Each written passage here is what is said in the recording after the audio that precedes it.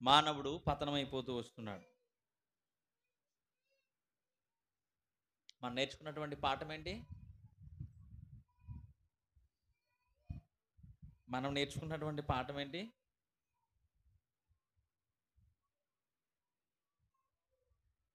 అంటే ఆ! మళ్ళీ చెప్పండి. దేవుని కనికరము, మానవుని యొక్క పతనం. రైట్. మంచిది. ఓకే. మనము ఈ వర్తమానం నేర్చుకుంటూ కనికరము కలిగినటువంటి దేవుని ఎదుట మనిషి ఎందుకు పతనమైపోతున్నాడు? ఎందుకని బలహీనమైపోతున్నాడు?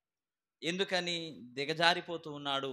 ఈ దిగజారుడు స్వభావంతో ఎందుకని మనిషి జీవిస్తున్నాడు అనే విషయాన్ని మనం నేర్చుకుంటూ చాలా వర్తమానాలు ఇంచుమించుగా మనము మార్చ్ నెల నుండి నేర్చుకుంటూ ఉన్నాం. చాలా విషయాలు దేవుడు మనతో మాట్లాడుతున్నాడు.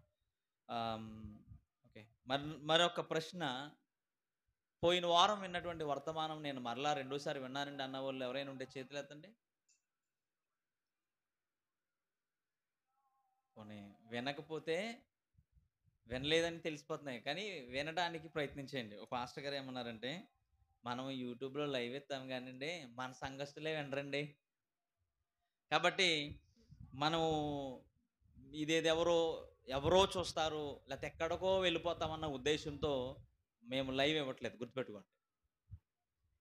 ఎవరో ప్రజలందరూ చూస్తారు, ఏదో పెద్ద పెద్ద పాస్టర్లం అయిపోవాలి అన్న ఉద్దేశాలతో మేము లైవ్ ఇవ్వట్లేదు. ఒకవేళ అలా అవ్వాలి అనుకుంటే చాలా సింపుల్ ట్రిక్ ఉపయోగించవచ్చు ఈ సోషల్ మీడియాలో. ఏదైనా ఒక పాస్టర్ని తిడితే నేను ఒక రాత్రిలో పెద్దోడిని అయిపోతాను, లేదా మతోన్మాదుల్ని కనుక తిడితే వాళ్ళని ఏదైనా కౌంటర్లు వేస్తే నేను పెద్దోడిని అయిపోవచ్చు. నాకు అంత అవసరం లేదు. కానీ మేము ఎందుకు మనకు అవకాశం ఉంది, వినియోగించుకోవాలి. చెడ్డ వాటికి వినియోగించుకోకుండా దేవుడు మనకిచ్చినటువంటి వస్తువుల్ని మంచి వాటికి వినియోగించుకుంటూ మనము దీన్ని ముందుకు వెళ్తున్నాం. కారణం ఏంటంటే, విన్నదాన్ని వెంటనే మర్చిపోకుండా మరలా వినడానికి. ఒకవేళ దేవుడు ఈ రోజు నిన్ను స్పందిస్తే, దేవుడు మరలా ఏం మాట్లాడాడు నాతో అని నువ్వు దాన్ని రిమైండ్ చేసుకోవడానికి, లేదా రిమెంబర్ చేసుకోవడానికి, జ్ఞాపకం చేసుకోవడానికి ఇది మనకు చాలా ఉపయోగపడుతుంది. రెండు విధాలుగా ఉపయోగించుకోవచ్చు. చెడ్డదానిగా ఉపయోగించవచ్చు, మంచిదానిగా మనం ఉపయోగించవచ్చు. దేవుడు మనకిచ్చినటువంటి ఈ వస్తువుని మనము దేవుని యొక్క వాక్యంలో ఎదగడానికి ఉపయోగించుకుంటే చాలా మంచిది. మీరు అంటే మీరు పెద్ద పెద్దోళ్ళు ప్రసంగాలు వింటారేమో, వినండి, తప్పేం కాదు. కానీ అట్ ద సేమ్ టైం నీ స్థానిక సంఘంలో, నువ్వు వెళ్ళేటువంటి ప్రదేశంలో దేవుడు నిన్ను ఏ రీతిగా బలపరుస్తున్నాడు, ఏమని బలపరుస్తున్నాడు, ఏ విధంగా బలపరుస్తున్నాడు, నేను ఎలా ఉండమంటున్నాడు అనేది చాలా ప్రాముఖ్యమైనది. ఎందుకంటే నువ్వు బయట వాళ్ళ దగ్గరికి ఎన్ని ప్రసంగాలు విన్నా, నీవు దేవుని దగ్గరికి వచ్చి లెక్క చెప్పుకోవాల్సింది ఏంటంటే, నిన్ను ఎవరి దగ్గర పెట్టానో ఆ వ్యక్తి నిన్ను బలపరిచినప్పుడు నువ్వు ఎందుకు బలపడలేదని దేవుడు నిన్ను లెక్క అడుగుతాడు. జాగ్రత్తగా ఉండండి. ఇలా వినడానికి ప్రయత్నించేయండి. ఈరోజు విన్నటువంటి వర్తమానం మీరు మరలా రేపటి దినాన్ని చర్చకు వచ్చే ముందు విన్ని, దేవుడు ఏం మాట్లాడాడు, ఈరోజు నాతో ఏం మాట్లాడతాడు అనే దానికి మీరు సిద్ధపాటు కలిగి ఉండాలని కోరుకుంటున్నాను. మంచిది. మరి ఈరోజు ఈ వర్తమానం వినడానికి నేను మిమ్మల్ని అందరినీ కూడా ఆహ్వానిస్తున్నాను. దేవుని యొక్క వాక్యాన్ని ధ్యానిస్తూ ఈ ఆదికాండం 3వ అధ్యాయాన్ని దాదాపుగా ఇప్పటికి చాలా సార్లు చదివాను. ఈ ఆదికాండం 3వ అధ్యాయాన్ని దాదాపుగా ఇప్పటికి చాలా టైమ్స్ చదివాను. ఈ మన బైబిల్లో ఉన్నటువంటి ఈ లాంగ్వేజే కాకుండా ఇంకొన్ని వాడుక భాషల్లో ఉన్నటువంటి బైబిల్ని కూడా నేను చదివాను. వాటిని చదువుతూ చాలా విషయాలు ధ్యానిస్తున్నటువంటి సమయంలో నాకు ఒక ప్రశ్న వచ్చింది. ఈ ప్రశ్నకి సమాధానం ఎక్కడ దొరుకుతుందని ఆలోచిస్తూ దేవుని దగ్గర ప్రార్థన చేస్తున్నప్పుడు కొన్ని విషయాలు నాకు అర్థమయ్యాయి. చూడండి, మనం ఇంతవరకు ఆదాము ఆ పండు తిన్న తర్వాత అమాయకత్వాన్ని కోల్పోయాడు కదా. ఏం కోల్పోయాడు? అమాయకత్వాన్ని కోల్పోయాడు, నిర్దోషత్వాన్ని కోల్పోయాడు. ఇలా కోల్పోయినటువంటి మనిషి భ్రష్టుడైపోయాడని మనం నేర్చుకున్నాం.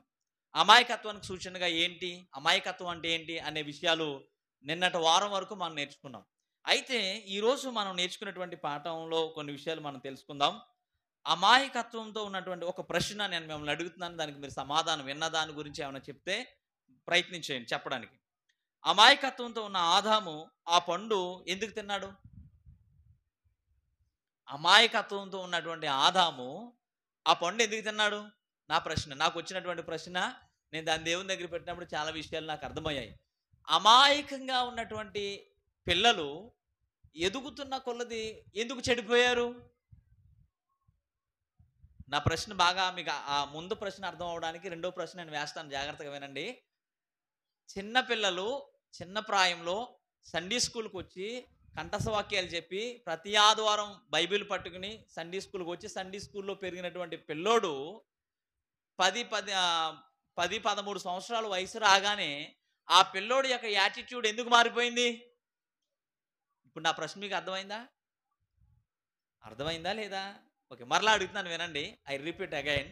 చూడండి, చిన్న పిల్లలు సండే స్కూల్కి పంపించాం. చక్కగా వాళ్ళు ప్రవచనాలు చెప్పారు, దేవుని మాటలు చెప్పారు, కంఠస్వాక్యాలు చెప్పారు, క్రిస్మస్లో డ్యాన్స్లు వేశారు, నాటకాలు వేశారు, బాగున్నది. అంతా సవ్యంగా ఉన్నటువంటి ఆ సమయంలో 10 నుంచి 13 సంవత్సరాల వయసు రాగానే ఆ పిల్లవాడి యొక్క యాటిట్యూడ్ ఎందుకు మారిపోయింది? ఆ పిల్లోడు ఆ చిన్న పిల్లోడే కదా, వాడు ఎందుకని వాడి యొక్క మనసు మార్చేసుకున్నాడు? ఎందుకని ఆ పిల్లోడు తన యొక్క అలవాట్లు, తన పద్ధతులు ఎందుకు మారాయి? దీన్ని మీరు ఆలోచించుకుంటూ ఇప్పుడు నేను అడిగే ప్రశ్నకి మీరు మళ్ళీ సమాధానం చెప్పడానికి ప్రయత్నించండి. అమాయకుడిగా ఉన్నటువంటి ఆదాము ఆ పండు ఎందుకు తిన్నాడు? అసలు ఎందుకు తినాలనిపించి ఉంటుంది? కారణం ఏంటి? అంటే ఇదేదో సాగరదీయడం కాదు, ఇక్కడ చాలా విషయాలు మనం నేర్చుకోబోతున్నాం. కొంచెం ఆలోచించేద్దాం. అతడు చిన్న పిల్లవాడితో సమానం కదా, మరి అతడు ఎందుకని అలా ఆకర్షించబడ్డాడు? ఆ పండు తినాలి అనేటువంటి ఉద్దేశంతో ఎందుకు ఆకర్షించబడ్డాడు?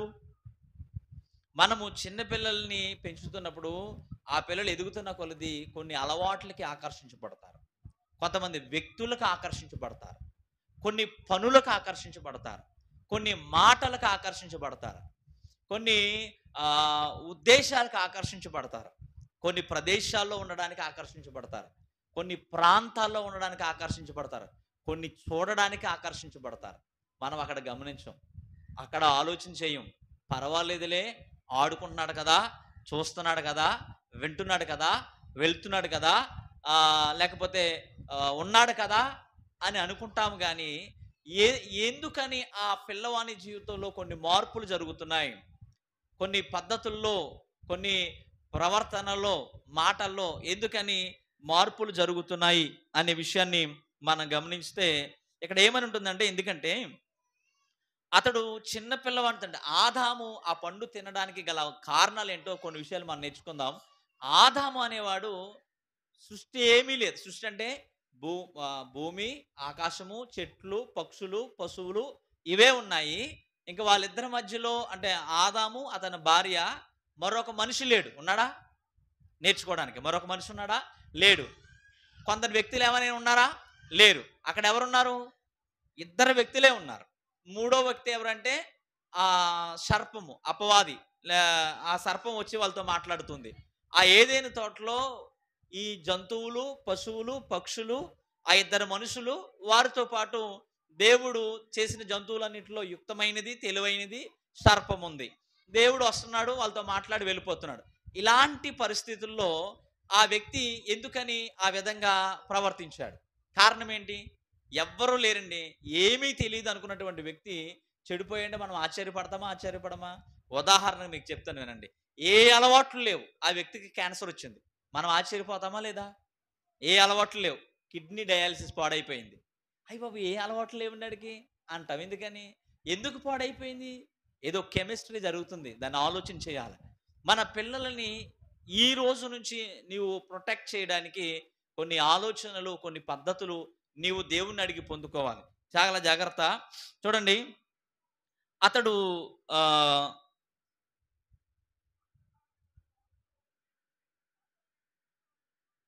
ఓకే, చూడండి, ఒక వాక్యాన్ని మనం చూసుకుందాం. కీర్తన గ్రంథం 139 అధ్యాయం 13-14 వచనాలు. మైక్ తీసుకుని చదవండి త్వరగా. కీర్తన గ్రంథం 139వ అధ్యాయం 13-14 వచనాలు చదువు. నా అంతర్ద్రియములను నీవే కలగజేసితివి. నా తల్లి గర్భమందు నన్ను నిర్మించిన వాడవు నీవే నన్ను కలుగజేసిన విధము చూడగా భయపడును. ఆశ్చర్యమును నాకు పుట్టుచున్నవి. అందును బట్టి నేను నీకు కృతజ్ఞతాస్తుతులు చెల్లించుచున్నాను. నీ కార్యములు ఆశ్చర్యకరములు. ఆ సంగతి నాకు బాగుగా తెలిసి ఉన్నది. చాలు చూడండి, దావీదు దేవుని దగ్గర చేసేటువంటి ప్రార్థనలో ఒక విషయాన్ని ఎత్తుచున్నాడు. నా అంతర్ద్రియములను నీవే కలగజేసితివి. అంతర్ద్రియములు అంటే అంతర్ ప్లస్ ఇంద్రియములు అని అర్థం. అంతర్ద్రియములు అంటే అంతర్ ప్లస్ అంతర అంటే లోపట ప్లస్ ఇంద్రియములు అంటే అంతరేంద్రియములు. ఏంటవి? మన వ్యక్తిత్వం కావచ్చు, మన శరీరాన్ని నడిపించేటువంటి ఇంద్రియాలు, కొన్ని అవయవాలు ఉన్నాయి. వాటిని కలగజేసింది నీవే అంటే దాని ఉద్దేశం ఏంటంటే, ఆదామును తయారు చేసినప్పుడు దేవుడు చిన్న పిల్లలాగా పసిపిల్లగా తయారు చేయలేదు. ఇప్పుడు ఈరోజు వివాహమైన తర్వాత మనకు పుట్టేటువంటి పిల్లలు చిన్న చిన్న పిల్లలుగా పసిపిల్లలుగా పుడుతున్నారు. కానీ ఆదామును తయారు చేసినప్పుడు దేవుడు అన్నీ ఇన్బిల్ట్ చేసి తయారు చేశాడు. ఒక నిత్య యవన వ్యక్తి ఎలా ఉంటాడో అలా తయారు చేశాడు. ఆ విధంగా అన్ని అవయవాలు పెట్టాడు. అతనికి వివేచన శక్తి ఇచ్చాడు, జ్ఞానం ఇచ్చాడు, తెలివినిచ్చాడు, ఆకర్షణ శక్తి ఇచ్చాడు. ఇలా అన్ని విషయాలు ఆలోచించగలిగేటువంటి వ్యక్తిగా అతను చేశాడు. అందుకేనేమో దేవుడు ఆ వ్యక్తి దగ్గరికి జంతువులన్నింటినీ తీసుకొచ్చినప్పుడు ఆదాము వాటికి పేర్లు పెట్టాడు. ఎలా పేర్లు పెట్టాడు? బైబిల్లో రాయబడిన మాట ఏంటంటే, ఆదాము వాటికి ఏం పేర్లు పెడతాడో చూద్దామని దేవుడు వాటన్నిటినీ ఆదాము దగ్గరికి తీసుకొచ్చాడంట. చాలా జాగ్రత్తగా ఆలోచన చేయండి. మనం ఈరోజు చాలా విషయాలు నేర్చుకోబోతున్నాం. కారణం ఏంటంటే ఒకసారి చూడండి, ఆదికాండం 2వ అధ్యాయానికి రండి.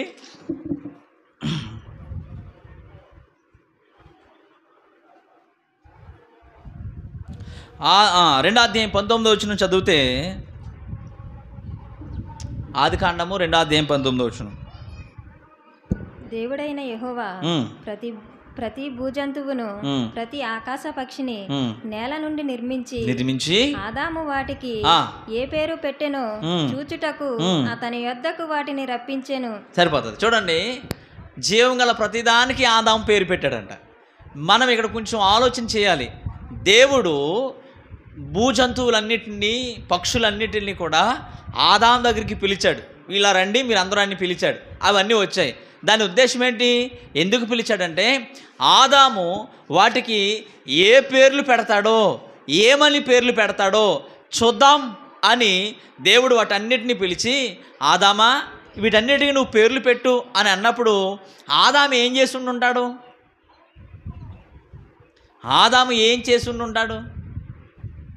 ఎలా పేర్లు పెట్టుంటాడు? ఇప్పుడు ఎవరైనా మీరు చిన్నపిల్లల్ని తీసుకొచ్చి పాస్టర్ గారు పేరు పెట్టండి అన్నారనుకోండి, అంటే మా దగ్గర తీసుకొస్తే, ఇప్పుడు మీరేదో పేరు పెట్టేసుకుని మీరే నిర్ణయం చేసుకుని పలానా పేరు పెట్టండి అంటే మేము పెట్టేస్తాం. అలా కాకుండా పాస్టర్ గారు మీరు పెట్టండి అని అన్నారనుకోండి, అప్పుడు ఆ పేరు పెట్టడానికి నేను ప్రార్థన చేసి, ప్రభువా ఈ బిడ్డ నువ్వు ఏ విధంగా దీవించబోతున్నావో ఆ ఆలోచన నాకు పుట్టించని ప్రార్థన చేసి దేవుడు నా హృదయంలో జ్ఞాపకం చేసేటువంటి పేరుని పెట్టడానికి ప్రయత్నం చేస్తూ ఉంటాను. కాబట్టి ఆదాము యొక్క జీవితంలో దేవుడు ఆ జంతువులన్నిటినీ పిలిచి, ఆదామా ఇంకా ఈ జంతువులన్నీ వచ్చాయి కదా, వీటికి నువ్వు పేర్లు పెట్టు అని అన్నాడు. ఆ క్షణంలో ఆదాము ఏం చేసి ఉంటాడు? ఎలా పెట్టేసి ఉంటాడు పేర్లు? ఎప్పుడైనా ఆలోచించారా మీరు కుక్క పిల్లల్ని పెంచుకుంటే ఏ క్యూటీ కదా, ఏంటది కుక్కకి సన్నీ, మా పిల్లల పేర్లు పెడతా ఉంటాం కదా, మనకు నచ్చినట్టు పేర్లుగా పెడతా ఉంటాం. ఆదాము వాటికి పేర్లు పెట్టవలసి వచ్చినప్పుడు ఏ ఉద్దేశాలతో, ఏ ఆలోచనతో, ఏం చూసి పేర్లు పెట్టుంటాడు? కుక్క ఆదాము దగ్గరకు వచ్చింది, దాన్ని మనం కుక్క అని పిలుస్తున్నాం. ఆదాము దానికి కుక్క అని పేరు పెట్టడానికి దాని యాటిట్యూడ్ ఏమి గమనిస్తే దానికి పేరు పెట్టాడు. సింహము అని పేరు పెట్టాం. మనం దాన్ని లయన్ లేకపోతే సింహం అని పిలుస్తున్నాం. ఆ సింహం అనే జంతువు ఆదాము దగ్గరికి వచ్చినప్పుడు దాని పేరు సింహం అని మనకు తెలియదు, కానీ దానికి ఆదాము సింహం అని పెట్టాడు. అప్పటి నుంచి అది సింహంగా పిలువబడింది. ఆదాము ఒక పిల్లిని చూశాడు, ఆ పిల్లికి పిల్లి అని పేరు పెట్టాడు, పులి అని పేరు పెట్టాడు, ఎద్దు అని పేరు పెట్టాడు, జింక అని పేరు పెట్టాడు, లేకపోతే దుప్ప అని పేరు పెట్టాడు, మొసలి అని పేరు పెట్టాడు, సొర చేప అని పేరు పెట్టాడు, తిమింగలం అని పేరు పెట్టాడు. వాటన్నిటికీ ఆయన పేరు పెట్టవలసి సమయానికి వచ్చేటప్పటికి వాటిని ఏం చూసి పేర్లు పెట్టుంటాడు? ఎలా వాటికి పేర్లు పెట్టుంటాడు? మనం ఆలోచన చేస్తే దేవుడు ఆ జ్ఞానాన్ని అంతటినీ అతను హృదయంలో పెట్టి, అతను వాటిని చూసి, వాటి కదలికలు చూసి, వాటి యొక్క పద్ధతులు చూసి, వాటి నడవడికలు చూసి, వాటన్నిటినీ చూసి ఆలోచించి, వాటి యొక్క తత్వాలను బట్టి, నైజాలను బట్టి వాటికి పేర్లు పెట్టాడు. ఇప్పుడు చెప్పండి, ఆదాము బుద్ధిపూర్వకంగా అమాయకుడే కావచ్చేమో కానీ జ్ఞానపరంగా అన్నీ తెలిసినటువంటి వ్యక్తి. ఆయన ఏమి తింగరోడు కాదు.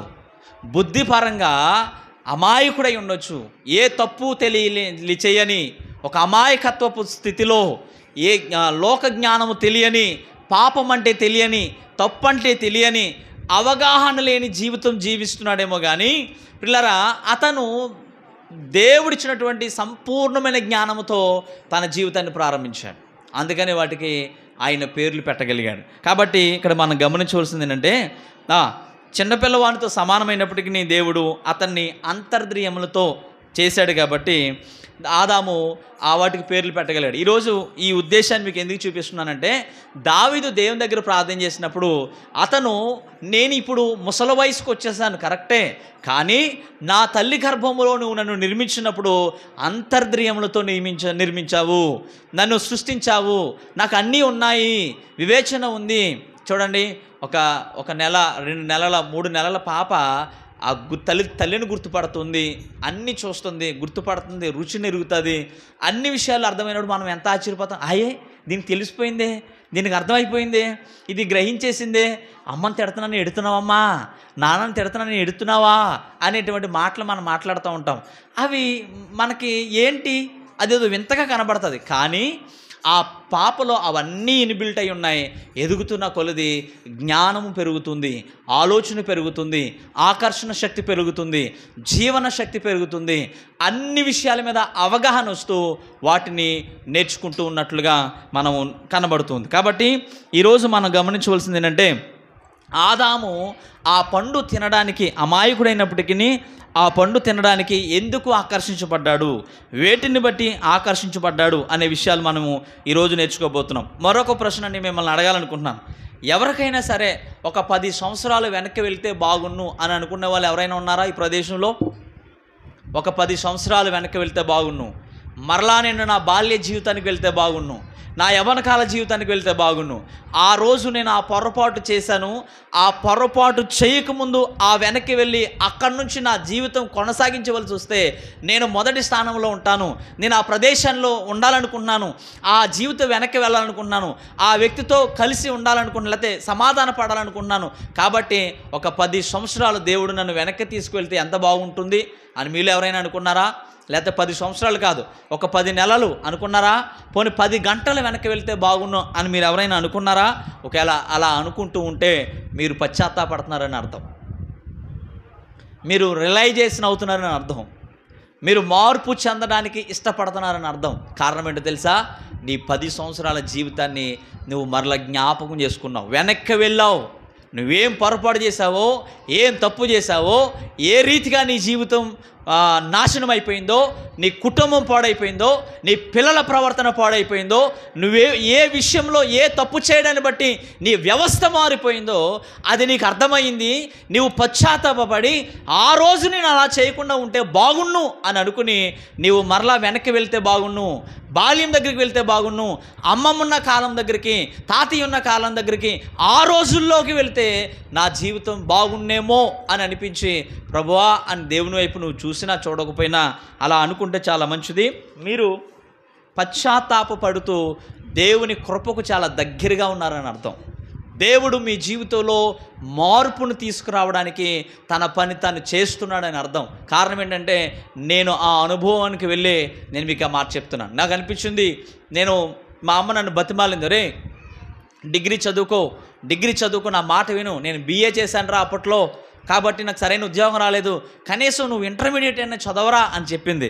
నేను అన్నాను, చదువుకుని ఎవడు బాగుపడ్డాడే ఇలా నేను అన్నా. నిజంగా చెప్తున్నానండి, ఆ మాటకి నా జీవితం అంతా నేను ఖర్చు పెట్టినా కూడా ఇప్పటికి నేను దాని యొక్క పర్యవేక్షణాన్ని అనుభవిస్తున్నాను, నరకాన్ని చూస్తున్నాను. కారణం ఏంటంటే, నేను సేవకు వచ్చినటువంటి ఆ 5 సంవత్సరాలు తర్వాత 10 సంవత్సరాలు, అంటే 5 సంవత్సరాలు నేను నేర్చుకున్నాను, 5 సంవత్సరాలు సంఘాన్ని నడిపించాను, ఒక 4-5 సంవత్సరాలు ఖాళీగా ఉన్నాను నా జీవితంలో.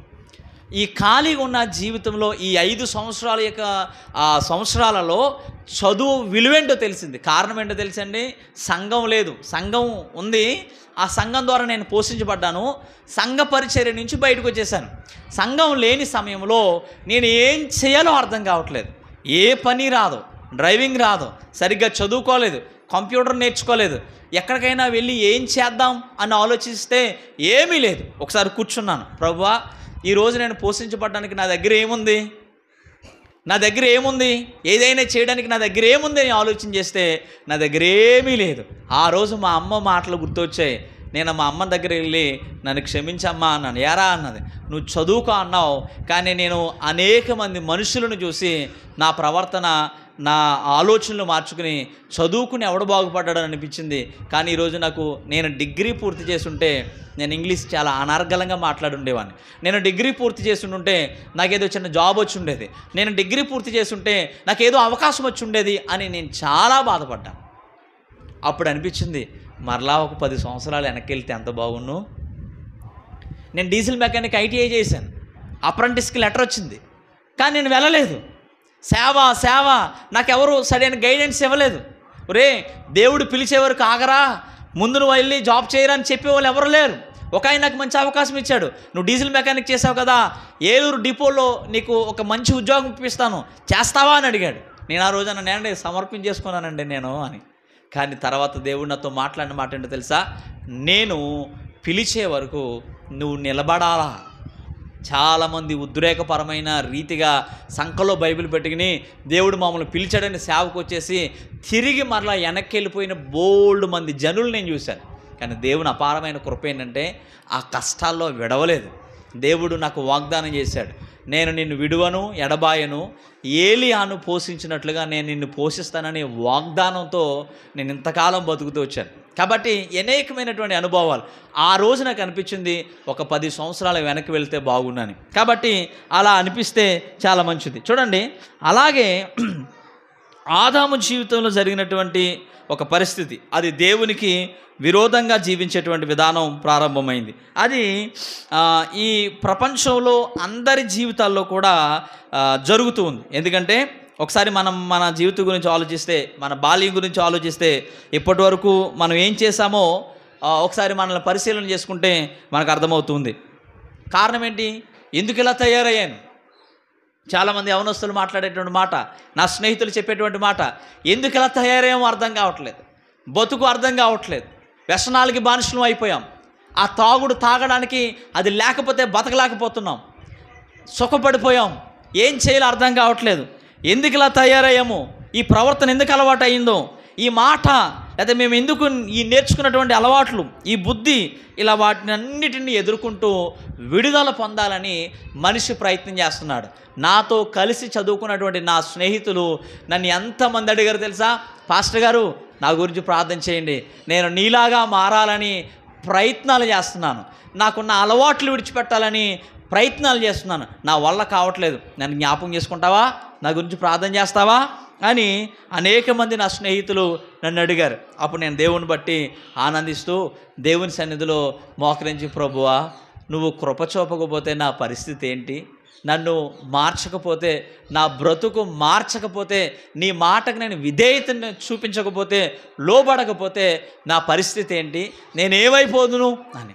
ఈరోజు ఇప్పటికీ చాలామంది ఆ బలహీనత నుంచి విడుదల పొందలేని భయంకరమైనటువంటి పరిస్థితులు ఉన్నారు. ఎందుకు అలా అయిపోయారు? అది ఆదాము చేసినటువంటి పొరపాటే కాదు, ఈరోజు యావత్ ప్రపంచంలో ప్రతి ఒక్కరి జీవితంలో జరుగుతున్నటువంటి ఆ రోలింగే. అందరూ బాధపడేవాళ్ళే, అందరూ ఇబ్బంది పడేవాళ్ళే, అందరూ ఇది అయ్యేవారు. ఎందుకు అలా జరిగింది అనేటువంటి విషయాన్ని మనం ఒకసారి ఆలోచన చేస్తే, అంటే అసలు ఆదాము ఆ పరిస్థితికి ఎలా దిగజారిపోయాడు. ఇవన్నీ నేను కూర్చొని ఆలోచిస్తూ రాసుకున్నటువంటి మాటలు. కాబట్టి ఒకసారి మనం ఆలోచించేద్దాం. ఏంటి ఈ అంతర్ద్రియాల దగ్గరికి మనం ఎందుకు వెళ్ళాలి అని ఆలోచన చేస్తే, చూడండి, ఇప్పుడు కాదు, ఒక 10 సంవత్సరాలు వెనక్కి వెళ్తే, ఒక 10 సంవత్సరాలు వెనక్కి వెళ్తే జ్వరం వచ్చిందని డాక్టర్ గారి దగ్గరికి వెళ్తే డాక్టర్ గారు కొన్ని పరీక్షించేవాడు. ఏంటయ్యి? డాక్టర్ గారి దగ్గరికి వెళ్తే, సార్ పిల్లడికి జ్వరం వచ్చిందా ఇలారా అని కూర్చోబెట్టి నోట్లో వెంటనే థర్మోమీటర్ పెట్టేవాడు కాదు, కొన్ని అవయవాల్ని పరీక్షించేవాడు. ఏంటయ్యి చెప్పాలి? ఏం పరీక్షించేవాడు? ఇప్పుడంటే టెస్ట్లో టక్ టక్ టక్ టక్ రాసేసి తీసుకుని అట్లేదు. అప్పుడు జ్వరం వచ్చిందని చెప్తే ఆ డాక్టర్ గారి దగ్గర కూర్చోబెట్టిన తర్వాత డాక్టర్ గారు ఏం చేసేవారంటే కళ్ళు చూసేవాడు. ఆయన మొట్టమొదటిగా ఏం చూసేవాడు? కళ్ళు. తర్వాత నాలుగు చూపించు, నాలుగు చూసేవాడు. తర్వాత ఏం పట్టుకునేవాడు ఆయన? చెయ్యి పట్టుకుని ఈ 3 చూసి నీకు మందులు రాసేవాడా లేదా? ఇప్పుడు ఉందా ఆ వైద్యం? ఎందుకు లేదు? చదువు ఎక్కువైందా? జ్ఞానం ఎక్కువైందా? తెలివి ఎక్కువైందా? ఏమైంది? ఆ రోజు జరిగినటువంటి ఆ వైద్యాలు ఇప్పుడు ఏమైపోయాయి? ఎందుకని? ఆ 4 చూసి నీ జబ్బుని చెప్పేటువంటి డాక్టర్లు ఏమైపోయారు? నీ కళ్ళు చూసి నీ రోగాన్ని గుర్తించేటువంటి డాక్టర్లు ఏమైపోయారు? నీ చెయ్యి పట్టుకుని నీ రోగాన్ని నిర్ధారణ చేసేటువంటి డాక్టర్లు ఏమైపోయారు? మీరు వెనకాల వింటున్నారా? సందీప్, అభి వింటున్నారా? ఫోన్ చూస్తున్నారా? వినండి, అందరూ కూడా జాగ్రత్తగా వినడానికి ప్రయత్నించండి. ఎందుకంటే ఈరోజు దేవుడు చాలా విషయాలు మనతో మాట్లాడతారు. మనము ఏంటి అనేటువంటి విషయాల గురించి తెలుసుకోబోతున్నాం. కళ్ళు, నాలుక, చెయ్యి. ఎందుకని వీటిని పరీక్షించేవాడు? మన బలహీనతలు తెలుసుకోవడానికి. కాబట్టి ఈరోజు మనం నేర్చుకునేటువంటి పాఠాలు ఏంటంటే, వీటి ద్వారా మనిషి బలహీనుడైపోతాడా? మనిషికి జ్వరం ఎక్కడొచ్చింది? మాట్లాడరు ఏంటండి? జ్వరం ఎక్కడొచ్చింది? ఎక్కడంటే ఏదో వస్తువు చూపించం, లోపట ఉంది. అది లోపట ఉన్నటువంటి ఆ జ్వరము ఎక్కువయ్యి బయటికి తన్నుతుంటే శరీరంలో ఆ ఉష్ణోగ్రత పెరిగి ఒళ్ళు కాలిపోతుంది. మూలుగుతూ ఉన్నాం. అప్పుడు వైట్ సెల్స్ ఏమీ పనిచేయవు, రోగ నిరోధక శక్తి పనిచేయదు, బలహీనమైపోయాం. ఆ సమయంలో నిన్ను చాలా తక్కువ ప్రోటీన్స్తో ఉన్నటువంటి ఫుడ్ మాత్రం ఎందుకు తింటారు? మజ్జిగ, చారు ఎందుకంటారంటే ఆ సమయంలో నువ్వు చాలా ప్రోటీన్స్తో ఫుడ్ తిన్నా అరగదు, జబ్బులు వచ్చేస్తాయి, ఏదైనా కావచ్చు. కాబట్టి మనము ఆ లోపల ఉన్నటువంటి జ్వరము బయటికి కనిపించడానికి ఒళ్ళు కాలిపోతుంది. కానీ డాక్టర్ గారు ఏం చూస్తారంటే కళ్ళు, నాలుక, చెయ్యి పట్టుకుని మనకి మందులు రాస్తూ ఉంటాడు. ఈరోజు మనము వాటి ద్వారా ఏం నేర్చుకోబోతున్నాం? ఏంటి? ప్రతి ఒక్క చిన్న పిల్లలు మొదలుకొని వృద్ధుల వరకు మనిషి పాపం చేయడానికి ఈ 3 విషయాల ద్వారా ప్రేరేపించబడతాడు. ఈ 3 ద్వారా మనిషి బలహీనుడైపోతాడు. ఈ 3 ద్వారా మనిషి నాశనానికి వెళ్ళిపోతాడు, పతనానికి వెళ్ళిపోతాడు. దేవుని వాక్యానికి విరోధంగా జీవించడానికి, సృష్టికర్తకు వ్యతిరేకంగా బ్రతకడానికి మనిషి ఆకర్షించబడడానికి గల కారణం ఏంటో తెలుసా? నీలో పాపం బయటపడడానికి. జ్వరము చూడడానికి డాక్టర్ గారు ఎలాగైతే నీ అవయవాలను చూస్తాడో అదే రీతిగా నీలో ఉన్నటువంటి ఆ పాపాన్ని నువ్వు గుర్తించడానికి ఈ 3 అవయవాలను జాగ్రత్తగా పెట్టుకుంటే నీ స్థితి ఏంటో ఒకసారి మనం చూస్తే, పిల్లరా చూడండి, చిన్నపిల్లలు అంటే బాల్యంలో వాళ్ళు అమాయకులే, కానీ ఎదుగుతున్న క్రమంలో ఈ సమాజంలో ఉన్న వాటన్నిటినీ కూడా నేర్చుకోవడానికి వాళ్ళు ఏమి ఉపయోగిస్తారంటే కళ్ళు ఉపయోగిస్తారు. చిన్నపిల్లలే కాదు, వృద్ధులు ప్రతి ఒక్కరు కూడా వాళ్ళు ఏమి ఉపయోగిస్తారంటే కళ్ళను ఉపయోగిస్తారు. అంటే కళ్ళతో చూసి నేర్చుకుంటారు. ఏం చేస్తారు? మాట్లాడాలి. ఏం చేస్తారు? నా మాటలు మీకు అర్థమవుతున్నాయా? ఇక్కడ అందరూ సెకండ్ ఇన్నింగ్స్ బ్యాచ్ ఉంది ఇక్కడ అంతా, అంటే ముసలోళ్ళు ఎక్కువ ఉన్నారు, కానీ మీకు అర్థమయ్యేటట్లుగా నేను మాట్లాడుతున్నాను. కళ్ళతో చూసి నేర్చుకుంటారు. ఏం చేస్తారు? అమ్మా మీరు కూడా చిన్నపిల్లలే, 60 సంవత్సరాలు దాటిన వాళ్ళందరూ కూడా ఎవరు? వృద్ధులు. ఆ వృద్ధులందరూ ఎవరు? చిన్నపిల్లలే. మీరు పసిపిల్లలే. కాబట్టి ఇక్కడ ఎవ్వరు మేము పెద్దోళ్ళు అని మీరు అనుకోవద్దు. చూడండి, ఒక చిన్నపిల్లలు అంటే వాళ్ళు ఎదుగుతున్న కొలది వాళ్ళు కళ్ళతో చూసి నేర్చుకుంటారు. తర్వాత నాలుగుతో రుచి చూసి తెలుసుకుంటారు. ఏం చేస్తారు? నాలుగుతో. ఆ పిల్లకి అన్నం పెట్టడం నేర్పించిన కాడి నుంచి ఆ పాపకి మేము ఏదైనా వస్తువు పెడుతుంటే అది ముందు చప్పలించి బాగుంటే తింటుంది, లేకపోతే వద్దంటుంది అంతే. మా పిల్ల ఎంత కఠినంగా ఉంటుందంటే అండి, మాట్లాడినప్పుడు కేకలేసినప్పుడు నోరు ఆగిలింతుంది, అది అట్టుకెళ్ళి దగ్గర పెడితే మొత్తం మూసేస్తుంది అంతే. అస్సలు అలాంటిది. వాళ్ళు రుచి చూసి తెలుసుకుంటారు. చేతులు స్పర్శించి తెలుసుకుంటారు. స్పర్శ. మా పిల్లకి 6 నెలల వయసు వచ్చేటప్పటికి మేము చర్చికి తీసుకువెళ్ళాం. 6 కాదు 3వ నెల. వాళ్ళు అంటున్నారు, పాస్టర్ గారు మీ పిల్లకి అప్పుడే స్పర్శ తెలిసిపోయిందండి, వాళ్ళ అమ్మని ఎతికేసుకుంటుందండి వాళ్ళు అంటున్నారు. అంటే స్పర్శించి తెలుసుకుంటారు. చూద్దాం, కొన్ని విషయాలు మనం నేర్చుకోవడానికి ప్రయత్నం చేద్దాం. కళ్ళు కదా, కళ్ళు మనిషి అంటే ఆదాము తన జీవితంలో ఒక చిన్నపిల్లోడు ఈ లోకాన్ని నేర్చుకోవడానికి తన కళ్ళను చూసి ఆయన నేర్చుకుంటున్నాడు, కళ్ళతో చూసి నేర్చుకుంటున్నాడు, నాలుకతో రుచి చూసి అనుభవిస్తున్నాడు, తెలుసుకుంటున్నాడు, చేతులతో స్పర్శించి దాన్ని తెలుసుకుంటూ మనిషి పాపంలో పడిపోతున్నాడు. అంటే మొట్టమొదటి మనిషి ఆదాము తన కళ్ళతోనూ నాలుకతోనూ స్పర్శతోనూ ఆయన అంటే రుచి చూసి స్పర్శించి దానిని చూసి దేవునికి వ్యతిరేకంగా జీవించడానికి ఆ రోజు ఆ పట్టు తినేశాడు. తన జీవితంలో తన శరీరంలో పనిచేసినటువంటి అవయవాలు ఏంటి, ఏమి అతన్ని ప్రేరేపించాయి, ఏమి అతన్ని ఆకర్షించాయి, ఏవి అతన్ని లాక్కుని వెళ్ళిపోయాయి. దేవుని వాక్యం వినబడుతుంది.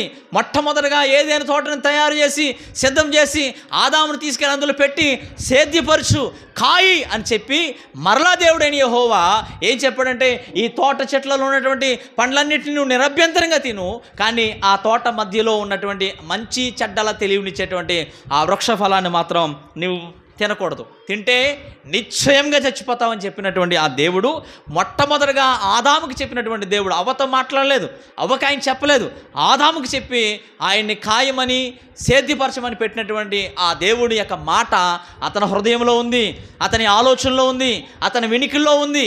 కానీ ఆ వ్యక్తి అపవాది చెప్పినటువంటి మాటలకు, తన భార్య చెప్పినటువంటి మాటలకు ఏ అవయవాలను ఉపయోగించాడు అంటే కళ్ళను ఉపయోగించుకున్నాడు. కళ్ళు అతన్ని నాశనానికి నడిపించాయి, నాలుక ఆ వ్యక్తిని నాశనానికి నడిపించింది, స్పర్శ ఆ వ్యక్తిని నాశనానికి నడిపించింది. ఈ 3 విషయాలు యావత్ ప్రపంచం అంతటి మీద ఏలుబడి చేస్తున్నాయి. జాగ్రత్త. ఈరోజు సోనీ వాళ్ళ అమ్మాయి 3వ నెల, ఇప్పుడు మా పాపకి 9వ నెల. ఈ పిల్లలు ఎదుగుతున్నటువంటి క్రమేపీలో వాళ్ళు ఎదుగుతున్న కొలది వాళ్ళ ఆలోచనలు అలవాట్లు ఎందుకు మారుతున్నాయి, వాళ్ళు దేని ద్వారా ఆ పద్ధతులు నేర్చుకున్నారు, దేని ద్వారా వాళ్ళలో మార్పు జరుగుతుంది, దేని ద్వారా వారి ఆలోచనలో మార్పు జరుగుతుంది, దేని ద్వారా వారి ఊహల్లో మార్పు జరుగుతుంది, వాళ్ళ మాటల్లో మార్పు వస్తుంది. ఏంటి కారణం ఏంటి? మనం అనుకుంటాం ఎదిగిన తర్వాత చెడిపోయాడని. ఎదిగిన తర్వాత కాదు, తల్లి గర్భం నుంచి బయటకు వచ్చినటువంటి నాటి నుంచి మనిషి చూస్తూ రుచి చూస్తూ స్పర్శిస్తూ మార్గాన్ని చెడిపేసుకుంటూ ఉన్నాడు. అది ఆదాము జీవితంలో ఎలా జరిగిందో మనందరి జీవితంలో అది జరుగుతుంది. మనందరి జీవితంలో ఏం జరిగిందో ఆదాము జీవితంలో కూడా అదే జరిగింది. మనుషులు ఎవరు లేరు, ఇద్దరే ఉన్నారు, కానీ పాపం అక్కడే ప్రారంభమైంది, తప్పు అక్కడే ప్రారంభమైంది, దేవుని మీద తిరుగుబాటు అక్కడే ప్రారంభమైంది. మనిషి చెడిపోవడానికి కారణం అక్కడే, మనిషి పాడైపోవడానికి కారణం అక్కడే. ఆలోచించేద్దాం కొన్ని విషయాలు. చూడండి పిల్లరా, ఈ కళ్ళు మనకి జ్వరంతో ఉన్నటువంటి కళ్ళుని ఎందుకు పరీక్షిస్తారంటే డాక్టర్ గారు, జ్వరంతో ఉన్నప్పుడు శరీరం నుండి నీరు ఎక్కువగా బయటకు వెళ్తుందంట. దీనివల్ల డిహైడ్రేషన్ వస్తుంది. ఇది కళ్ళల్లో ఉన్నటువంటి తేమను తగ్గించి కళ్ళు పొడిబారడానికి మంట రావడానికి కారణమవుతుంది. కాబట్టి కన్నీటిని అంటే కంట్లో ఉన్నటువంటి నీటి ఉత్పత్తి తగ్గిపోవడం వలన కళ్ళు ఎర్రబడతాయంట. కళ్ళు ఎందుకు చూస్తారంటే తేమ, కంట్లో ఉండేటువంటి తేమ పోతుంది. జ్వరం వలన ఆ నీరంతా కూడా డిహైడ్రేషన్ అయిపోయి ఆ వేడికి నీళ్ళన్నీ ఆవిరైపోయి వల్ల మన కంట్లో ఉన్నటువంటి తేమ తగ్గిపోతుంది. ఆ కళ్ళు పొడిబారిపోతాయి, మంట రావడానికి కారణమవుతుంది. జ్వరం వచ్చినటువంటి వ్యక్తి ఎందుకు పరిశీలన చేస్తారంటే పొడిగా మారడం వల్ల కొన్ని ఇన్ఫెక్షన్లు లక్షణాలు కనబడతా ఉంటాయంట. ఆ విధంగా డాక్టర్ గారు కళ్ళును చూసి అమ్మా అని నీ జ్వరాన్ని నిర్ధారణ చేస్తారు. ఈరోజు మన కళ్ళు చెడిపోతే మన దేహం చెడిపోతుంది. చూద్దాం, లోక సువార్త 11వ అధ్యాయం 33వ వచనం నుంచి చదువుదాం. లూకాసు వార్త 11వ అధ్యాయం 33వ వచనం. త్వరగా మైక్ ఉంది కదా.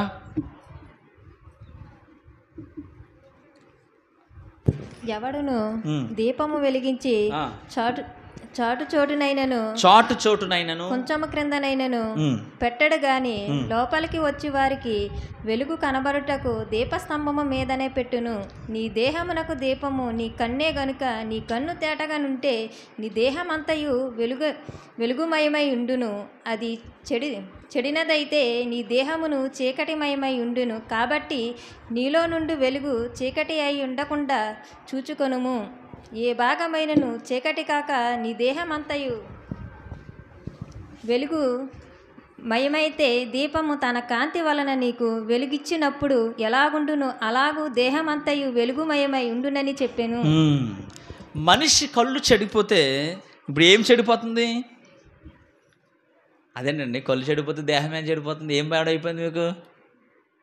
దేవుని వాక్యం చెప్తుంది, ఎవడైనా సరే దీపాన్ని వెలిగించి దాన్ని మంచం కింద కొంచెం కింద పెట్టడు, లోనకు వచ్చేవారికి కనబడడానికి ఆ దీపము దీపస్తంభం మీద పెడతాడు, ఆ వెలుగు లోనకు వచ్చేవారు అందరికీ కనబడుతుంది. అట్లాగే నీ దేహానికి దీపం ఏంటంటే కన్ను. ఈ కన్ను చెడిపోతే, ఈ కన్ను పాడైపోతే, ఈ కన్ను పిల్లరా చెడ్డవాటిని చూడడం ప్రారంభిస్తే మన దేహం చెడిపోతుంది. ఆ దేహంలో నుంచి విపరీతమైన చెడ్డ కోరికలు ప్రారంభమవుతూ ఉంటాయి, చెడ్డ ఆలోచనలు ప్రారంభమవుతాయి. నువ్వేదైతే చూసావో దానికి నీ దేహం అలవాటు పడిపోతుంది, నీ శరీరం అలవాటు పడిపోతుంది. కాబట్టి చాలా జాగ్రత్తగా ఆలోచించాలి. చూపుల్లో చాలా రకాలు ఉన్నాయి. సౌలు దావీదు మీద విషపు చూపు చూపాడంట. అపోస్తులు అంటారు విధవరాండుల మీద చిన్న చూపు చూశారు అంటారు. లేకపోతే ఏంటో అనుకున్నాను, ఎప్పటి నుంచో నువ్వు నన్ను అదోలా చూస్తున్నావు. మనం గొడవలు వస్తే, భార్య భర్తలు గొడవలు వచ్చినాక ఏమనుకుంటున్నారు మీరు? నిన్ను ఎలా కనబడుతున్నాను మీకు? మా అమ్మోళ్ళంటే చులకనైపోయింది, ప్రతిసారి మా అమ్మోళ్ళు మీరు ఎలా చూస్తున్నారంటే దొంగోళ్ళా చూస్తున్నారు. ఏంటి దొంగోళ్ళా చూడడం అంటే ఏంటి? తప్పుడోళ్ళలాగా చూస్తున్నారు. ఏంటి తప్పుడోళ్ళలాగా చూడడం అంటే ఏంటి? మేము తింగరోళ్ళా కనబడుతున్నామా నీకు? ఏంటి తింగరోళ్ళా కనబడడం ఏంటి అంటే ఏంటి నీ ఉద్దేశం?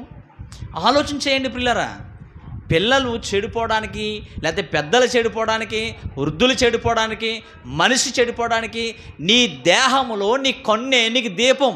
అది చెడిపోయింది, అది పాడైపోయింది, అది నాశనం అయిపోయింది, చూడకూడని వాటిని చూసేసింది, చూడకూడని విధంగా చూడడం ప్రారంభం. ఈరోజు పిల్లరా నీ చూపు సరిగ్గా ఉంటే నీకు చెల్లి తప్పుడు దానిలాగా ఎందుకు కనబడుతుంది? ఈరోజు వర్షవాయువులు లేవు, మన చూపు చెడిపోయింది కాబట్టే కదండి అక్రమ సంబంధాలు పెరిగిపోతున్నాయి. చూపు చెడిపోయింది కాబట్టే కదా యవనస్తులు తల్లిదండ్రులకు విధేయులు కాకుండా, పెళ్లి చేసే వరకు ఆకుండా తొందరపడిపోయి లేచి వెళ్ళిపోవడమో, లేకపోతే ప్రేమ పెళ్ళిళ్ళు చేసుకోవడమో, దేవుని వైపు చూడకుండా, దేవుని చిత్తమేంటో ఆలోచించకుండా పెళ్ళిళ్ళు చేసుకుని ఈయన అనవసరంగా చేసుకున్నాను, దీన్ని అనవసరంగా చేసుకున్నానని ఆ పనికిరాని మాటలు ఎందుకు మాట్లాడుతున్నారు? చూపు చెడిపోయింది. చెడ్డవాటిని చూస్తూ ఆ విధంగా బ్రతకడానికి మనం ప్రయత్నం చేస్తున్నాం. ఆ రోజు ఆదాము అమాయకుడే, కానీ ఆ పండు ఎందుకు తిన్నాడంటే అతని చూపు, అతని చూసే విధానం మారిపోయింది. దేవుని మాట విన్నంత వరకు ఎప్పుడూ దాన్ని వాళ్ళు అలా చూడలేదు. కానీ వాళ్ళు చెప్పుడు మాట, ఏమండి మీకు ఉదాహరణకు చెప్తాను చూడండి. ఎవరైనా మీ స్నేహితుల్లో ఎవరి గురించి అయినా వేరే వ్యక్తులు, వేరే ఊర్లో వాళ్ళు, లేకపోతే వేరే వ్యక్తులు ఎవరో ఒకరో ఆ వ్యక్తి గురించి కొన్ని విషయాలు చెప్పారనుకోండి, ఏంటి మీరు ఎదురు భలే కలిసి తిరుగుతున్నారు, ఏంటి మనోడి గురించి తెలుసా నీకు? ఏంటండి మనోడు ఎలా ఉంటాడు అనుకుంటున్నారు? ఇక్కడ బాగానే ఉంటాడు, కానీ అక్కడ చూడాలి, ఎందుకంటే మేము పక్కనే ఉంటాం కదా, వాళ్ళ అత్తోళ్ళు మా ఇంటికాడే కదా, చూస్తూ ఉంటాం. అలా అవును కొడతాడు, లేదా అలా తిడతాడు, ఎలా చేస్తాడు, అలా చేస్తాడు, అమ్మో అడితో జాగ్రత్త, అప్పులు ఎక్కువ ఇచ్చి నాకు వదిలిట్టు ఇచ్చేస్తాడు, అక్కడ కూడా అదే పని చేశాడు అన్నప్పుడు నువ్వు ఆ మాట వినగానే అప్పటి నుంచి ఆ వ్యక్తిని ఎలా చూస్తావు? నీ స్నేహితుడే, నీతో కలిసి తిరిగినోడే, మీరిద్దరూ మంచి దోస్తులు, ఒకలంటే ఒకరికి ప్రాణం, అబ్బో, కానీ ఆ రోజు ఆ వ్యక్తి చెప్పిన మాటలు విన్నదాన్ని బట్టి నువ్వు ఎలా చూస్తావు? ఒక ఉదాహరణ మీకు చెప్తాను. పాస్టర్ గారు చెప్పారు, అది వాస్తవం ఆ వాస్తవం మనకు తెలియదు, కానీ పెళ్ళైనటువంటి ఇద్దరు భార్య భర్తల్ని ఒక పక్కనున్న ఆవిడ వీళ్ళు కలిసి ఉండడం ఇష్టం లేక విడగొట్టేద్దాం అనుకున్నదంట. ఆవిడ వెళ్ళి వాళ్ళ ఆవిడ చెప్పిందంట, నీకు విషయం తెలుసా అన్నది. ఏంటంటే మీ ఆయన కుక్క బుద్ధి లాంటోడు. ఏంటి కుక్క బుద్ధి లాంటోడు అంటే? కుక్క బుద్ధి లాంటోడు కదా. ఆవిడ ఇదే చెప్పిందండి. ఉప్పు బస్తాలంటాడు. ఎలాంటాడు? ఉప్పు బస్తాలంటాడు. మంచోడు కాదు. ఊరుకోటి పిన్ని అలాంటి నీకు కావాలితే మీ ఆయన వచ్చినప్పుడు వెళ్ళి నాకు చూడు అని చెప్పిందంట. సరే అనుకుంది, అయిపోయింది. తర్వాత అలా ఆయనకి చెప్పిందంట, మీ ఆవిడ కుక్కలాంటిదిరా బాబు, నాకుతుంది అన్నాడంట. ఆయన చెప్తే అలా ఆయన పని నుంచి రాగానే ఇది వెళ్ళి నాకెత్తిందంట. ఈవిడ వెళ్ళి, చీ నిజమే, ఆవిడ చెప్పింది నిజమే, నువ్వు ఉప్పు వస్తావే అన్నది. పనికి వెళ్ళినోడికి చెమటట్టదా? ఒళ్ళంతా ఉప్పు రాదా? అప్పుడు ఆయన అన్నాడంట, నువ్వు నిజంగా కుక్కవే అన్నాడంట. ఏంటి చూడడం ఏంటి? ఏమైంది? వారి ఆలోచనలు ఎలా మారిపోయాయి? జాగ్రత్త. మన 2 కళ్ళు ప్రపంచాన్ని చూస్తున్నాయి, కానీ ఇవే కళ్ళు నిన్ను నాశనం చేస్తున్నాయి. నువ్వు చెడిపోవడానికి, పడిపోవడానికి, నాశనం అయిపోవడానికి చాలా విషయాలు ఇక్కడ మనకి కనబడుతూ ఉన్నాయి. కాబట్టి చూచి చెడిపోవడం, చూచి పాడైపోవడం, చూచి నేర్చుకోవడం. మనం అంటాం, ఎవరిని చూసి నేర్చుకున్నావే? ఎవరిని చూసి నేర్చుకున్నావు? ఈ బల్బు ఏంటి, ఈ బతుకేంటి? వాళ్ళని చూసి చెడిపోయాడండి మా పిల్లడు. ఆ వ్యక్తులను చూసి పాడైపోయాడండి. ఈరోజు పాపం చేయడానికి మన కళ్ళు దోహదపడతాయి. ఎలా చూస్తున్నాం? అందుకే ఒక స్త్రీని మోహపు చూపుతో చూచి అని ఎందుకన్నాడు దేవుడు? ధర్మశాస్త్ర ప్రకారం ఒక స్త్రీతో అక్రమ సంబంధం పెట్టుకుని వ్యభిచారిస్తే, లైంగిక పరంగా కలిస్తే, దొరికితే అది చట్టరీత్యా నేరం. అలాంటి వాళ్ళని రాళ్ళ కొట్టుతో చంపేయమని చెప్పింది. అందుకని యేసు ప్రభు ఆయన ఈ భూమి మీద సువార్త చేస్తున్నప్పుడు ఒక వ్యభిచారంలో పట్టబడినటువంటి స్త్రీని తీసుకొచ్చి, ప్రభువా ఇది పాపం చేసింది, మాకు పట్టబడ్డది, మోసే ధర్మశాస్త్రం ప్రకారం రాళ్ళతో కొట్టి చంపేయాలి కదా, నువ్వేమంటావు, దీని గురించి ఏం మాట్లాడతావు అని అంటే, అప్పుడు యేసు ప్రభు ఆయన ఏదో కింద రాసుకుంటున్నాడు కానీ ఒక మాట అన్నాడు, అలాగా అయితే ఒక పని చేయండి, మీలో పాపం లేనివాడు ఎవడో ఆ మీద మొదట రాయేయండి అని చెప్పాడు. ఆ రాయేయమని చెప్పినప్పుడు వాళ్ళందరూ ఎందుకు వదిలిపెట్టి వెళ్ళిపోయారు? ఆమె వ్యభిచారం చేసే స్త్రీయే కదా. ఆ ఊళ్ళో వాళ్ళందరి దృష్టిలో ఆమె ఇప్పుడు ఎవరు? వ్యభిచారం చేసే స్త్రీ. ఇప్పుడు ఆ ముసలోళ్ళు అంటే పిల్లల మొదలుకొని ముసలోళ్ళ వరకు ఆమెను ఎలా చూస్తారు? ఇప్పుడు ఎలా చూస్తారు? వ్యభిచారిలాగానే చూస్తారు. అవకాశం కుదిరితే వెళదామని అంటే ఆవిడ్ని చూసే విధానం, ట్రీట్ చేసే విధానం వ్యభిచారి, ఆమె అనేక రకాలుగా తిరుగుతుంది అన్న ఉద్దేశంతో మనకు కూడా అవకాశం వస్తే, మాకు కూడా అవకాశం ఇస్తే, డబ్బులుంటే అన్న ఆ ఆలోచనలో వాళ్ళు చూస్తారు. కాబట్టి యేసుప్రభు ఏమన్నాడంటే, మీలో ఎవడో పాపం చేయని వాడు ఉంటే వెళ్ళి రాయేయనను. అంటే దేవుని దృష్టిలో ఏంటంటే, వీళ్ళు లైంగికంగా శారీరకంగా కలితేనే కాదు, మీరు ఒక స్త్రీని మోహపు చూపుతో చూస్తే చాలు, నీ హృదయంలో పాపం ప్రారంభమైంది, నీ దేహం చెడిపోయింది, నీ చూపుకు అనుకూలంగా నీ దేహం ప్రవర్తిస్తుంది. నీకు తెలియకుండానే నీ శరీరంలో కొన్ని దాన్ని ఏమంటారంటే రిలీజ్ అవుతూ ఉంటాయి, కొన్ని ఏంటవి కణాలు అట్లేదో అంటారు, సరే అది పక్కన పెడదాం. మన శరీరంలో కొన్ని విడుదల అవుతూ ఉంటాయి. ఇప్పుడు ఒక వ్యక్తి ఒక అమ్మాయిని ప్రేమించిన తర్వాత, అంటే ప్రేమించేటువంటి ఆ తత్వం ఆ వ్యక్తి ఉన్న తర్వాత ప్రేమించినటువంటి అమ్మాయిని పెళ్లి చేసుకుని మరలా ఇంకొక అమ్మాయి దగ్గరికి ఎందుకు వెళ్తున్నాడంటే, తన శరీరంలో అవి విడుదల చేస్తూనే ఉంటుంది మెదడు ఆ లక్షణాలని. దాన్ని ఏదో పదం అంటారండి రైట్, హార్మోన్స్. మన శరీరం దాన్ని విడుదల చేస్తూ ఉంటుంది. అందుకే నీకు విపరీతమైనటువంటి కోరికలు, నీ శరీరం దానికి తగినట్లుగా ప్రవర్తించడం, ఆ విధంగా నీ శరీరంలో కొన్ని ఊహలు, ఆలోచనలు, ఉద్రేకాలు నీ కంటికి ఇంకా అలాగే కనబడతాయి. కారణం ఏంటంటే హార్మోన్స్. అందుకే ఈరోజు లవ్ మ్యారేజ్ అంటే ప్రేమించి పెళ్లి చేసుకోవడం తప్ప అంటే, నీ దృష్టిలో తప్పు కాదేమో కానీ బైబిల్ దృష్టిలో తప్పే. ఎందుకనంటే ఒక అమ్మాయిని చూసినప్పుడు ప్రేమించాలి, అనుభవించాలి, బాగుంది, నాతో ఉంటే బాగుండు, నేను ఆమెతో ఉంటే బాగుండు పుట్టుకొచ్చిన హార్మోన్స్ ఆమెతో సరిపోద్ది అనుకుంటున్నారా? నువ్వు ఏ కోరికతో, ఏ ఆశతో, ఏ ఉద్దేశంతో ప్రేమించావో అది తీరిపోగానే మరలా అవి ఆ హార్మోన్స్ ఇంకో అమ్మాయి మీద ప్రయోగం చేస్తాయి. ఈరోజు మీరు ఏమంటారంటే, ప్రేమించి పెళ్లి చేసుకున్నారు కదండి, ఈ తప్పుడు పనులు ఏంటండి, ఈ పనికిమాలిన పనులు ఏంటంటే, దాని ఉద్దేశం ఏంటంటే అమ్మా, అది వాళ్ళ తప్పు కాదు, వాళ్ళ శరీరంలో పుట్టుకొచ్చేటువంటి హార్మోన్స్ ప్రాబ్లం. అందుకని వాళ్ళు ఏం చేస్తారంటే, వాళ్ళు కోరిక తీరిపోయిన తర్వాత, అనుభవించేసిన తర్వాత ఆ వ్యక్తి మీద ద్వేషం వచ్చి వేరొక వ్యక్తిని ప్రేమించడానికి, పెళ్ళైన తర్వాత, ఇద్దరు పిల్లలు పుట్టిన తర్వాత కూడా వేరే ఇతరితర సంబంధాలు పెట్టుకోవడానికి, వేరే రీతిగా ఆలోచన కలిగి ఉండడానికి గల కారణం ఏంటంటే ఆ హార్మోన్స్ ఎప్పటికీ చచ్చిపోవు, అది మరలా రిపీట్ అవుతూనే ఉంటుంది. ఇప్పుడు బాగుపడవలసింది ఏంటో తెలుసా? నీ కన్ను. మారవలసింది ఏంటో తెలుసా? నీ కన్ను. అందుకే దేవుడు ఏమని చెప్పాడంటే, నీ దేహానికి దీపం నీ కన్నే. నీ కన్ను చెడిపోతే నీ దేహమంతా చెడిపోతుంది. నీ కన్ను వెలుగైతే నీ దేహమంతా వెలుగుతో నింపబడుతుంది. కాబట్టి పాపం చీకటికి చోట్లేదు. చీకటి నీ శరీరంలో నివసించదు, చీకటి నీ శరీరంలోకి రాదు. అందుకే దేవుడు ఏమన్నాడంటే, నీ పూర్ణ హృదయంతో దేవుణ్ణి ప్రేమించాలి. చూడండి తమ్ముళ్ళు, ఇక్కడ ఉన్నటువంటి అమ్మాయిలు, వివాహం కావాల్సినటువంటి పిల్లలకు నేను చెప్పేటువంటి మాట ఏంటో తెలుసా? మీరు మీ తల్లిదండ్రులు పెళ్లి చేసే వరకు ఆగండి. 2, మీరు మొట్టమొదటిగా చేయవలసిన పని ఏంటంటే, నీ భాగస్వామి కొరకు మీరు దేవుని దగ్గర ప్రార్థన చేయండి. మీ హృదయాల్ని సమర్పించుకోండి. ప్రభువా, నా ప్రక్కన ఎవరు ఉంటే బాగుంటుందో, నా కొరకు నువ్వు ఎవరిని సిద్ధపరిచావో ఆ అమ్మాయి నా పక్కన నిలబడేటట్లుగా నేను నీకు లోబడుతున్నాను, నువ్వు నాకు సహాయం చేయని ప్రార్థన చేయండి. యవనస్తులు, తమ్ముళ్ళు మీకు చెప్పేటువంటి మాట ఏంటో తెలుసా? ప్రభువా, నా ప్రక్కన ఏ అమ్మాయి అయితే బాగుంటుందో, ఏ వ్యక్తిని సిద్ధపరిచావో, ఏ కుటుంబాన్ని సిద్ధపరిచావో ఆ అమ్మాయి నా పక్కన ఉండేటట్లుగా నా హృదయాన్ని నేను సిద్ధపరచుకున్నాను, నీ చిత్తం నా పట్ల నెరవేర్చండి అని. అంతేగాని ఓ పిల్ల ఏమన్నది తెలిసిన తోటి, ఏ అమ్మా ప్రేమించావా? అవునన్నయ్య, తల్లిదండ్రులకి ఎక్కువ కష్టం కల్పించకూడదని, సంబంధాలకు తిరగలేక ఫోటోలు అటుకుని తిరుగుతుంటే, ఇంకా మొన్న ఇక్కడ కాలమోగలు చనిపోయిన కుర్రోడు 35 సంవత్సరాల వయసు, ఎన్ని సంబంధాలకు తిరిగాడో, సెట్ అవ్వట్లేదు కదన్నయ్య. అందుకే నేనే సెట్ చేసుకుని అమ్మ నేను ప్రేమించానని చెప్తే మా నాన్నకి కొంచెం వెసులుబాటు. జాగ్రత్త, అది దేవుని చిత్తం కాదు, దేవుని ఏర్పాటు కాదు, దేవుని ఆలోచన కానే కాదు.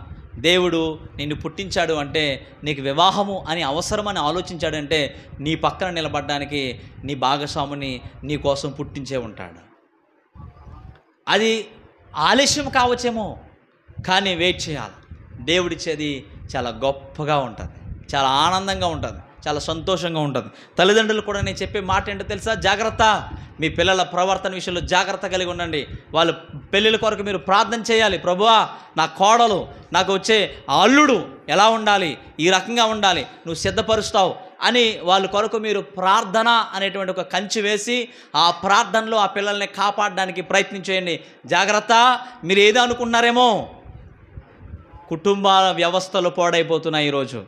భర్తకు తెలియకుండా భార్య, భార్యకి తెలియకుండా భర్త అక్రమ సంబంధాలతో విచ్చలవిడిగా బెట్రేగిపోతున్నారు.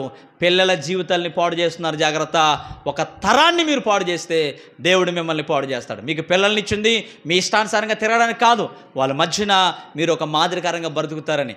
ప్రేమ అంటే వాళ్ళు ఎక్కడ తెలుసుకుంటారో తెలుసా? తల్లిదండ్రుల దగ్గర తెలుసుకోవాలి. దేవుని యొక్క ఉద్దేశం ఏంటో తెలుసా? ఇదిగో నీ కూతురు, నీ కొడుకు మీ ప్రేమను చూసి, అంటే వివాహం అయితే రేపు ప్రొద్దున నా భార్యని నేను ఎలా ప్రేమించాలా, ఇలా చూసుకోవాలా, ఇలా ఉండాలా, ఈ బంధం ఎలా ఉండాలా అని వాడు మీ దగ్గర నేర్చుకోవాలి. మీరు కొట్టుకుంటూ, తిట్టుకుంటూ, లాక్కుంటూ, గెంటుకుంటూ, తన్నుకుంటూ, కోర్టుల చుట్టూ, స్టేషన్ల చుట్టూ తిరిగితే వాడు ఎందుకు చేసుకోవాలి ఈ పెళ్ళి, దరిద్రం అని వాడు హృదయం కఠినమై వాడు కూడా అలాగే ట్రీట్ చేస్తాడు వచ్చే పిల్లని. ఆమె కూడా అలాగే ట్రీట్ చేస్తుంది వచ్చే అబ్బాయిని. జాగ్రత్త. మీరు ఏ స్థానంలో ఉండాలో ఆ స్థానంలో ఉండి దేవుని చిత్తాన్ని నెరవేర్చాలని మీకు తెలియపరుస్తూ నా మాటలు ముగిస్తున్నాను.